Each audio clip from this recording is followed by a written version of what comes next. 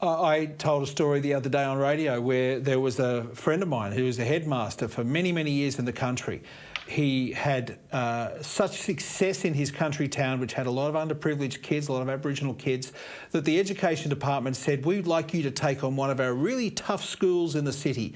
So he was brought down and put into one on the outskirts of Sydney. You can kind of guess the location. He's there for 2 years and quits.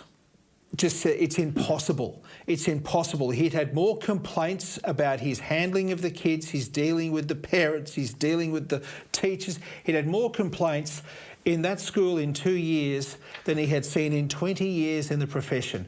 And all the people that were there for him to encourage him to come south and take up this job were nowhere for him when he took up the job and tried to do what they asked him to do, bring some discipline back to the classroom. There's the message. Yeah, you're dead right again, and it's a very complicated issue. When I went to school many years ago, teachers were authority figures, and the classroom there was a lot of structure, a lot of discipline.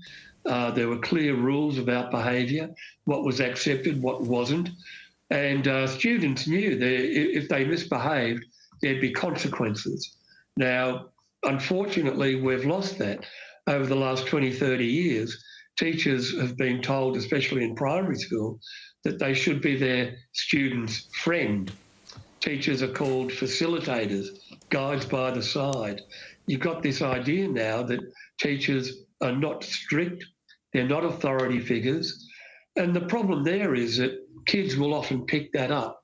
And it's interesting, if you look at the schools in England and America, especially in disadvantaged areas, the schools like the Michaelia School in London that are the most effective have a no excuses policy when it comes to discipline.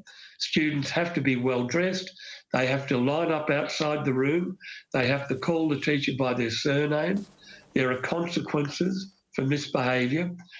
We need to get back to that idea of teachers being strong authority figures and to have a classroom where there's order and discipline and there are consequences for being badly behaved.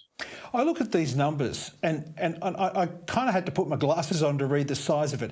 $662 billion that Australia has spent, $662 billion towards school and education funding since NAPLAN came in 15 years ago. $72 billion in the last year alone has been spent on schooling. So it's not the money argument. And the unions always go on about money, need more expenditure, need more wages. Wages for teachers are great, I think. Expenditure in school, those numbers are astronomical. You look at it and you think, okay, it's just simple stuff, this. It's simple stuff. It's telling them, it's the parent body and the government and society telling teachers, discipline. We will back you. And then at the same time, it's telling the parents that don't think you can come running when there's something you don't like because you've already signed on to this. You're part of this too. Parents have a role to play. I've always argued parents are their children's primary educators and moral guardians. I mean, parents are responsible from a very early age, teaching their children what is right and wrong, what is acceptable, unacceptable. But I've heard stories, again in primary school, happens in secondary school as well, where a teacher might discipline a student, and this was occurring, I know New South Wales has changed, they're not allowing mobile phones, but when students had a mobile phone, often they'd phone the parents at recess or lunchtime. Yes. The parents would come up to school and complain to the principal or the school leader, oh, a teacher has told my kid not to do A, B or C. So parents are actually causing the problem as well. Wow. Because, I've seen examples, we all have, where parents have been with their kids in the supermarket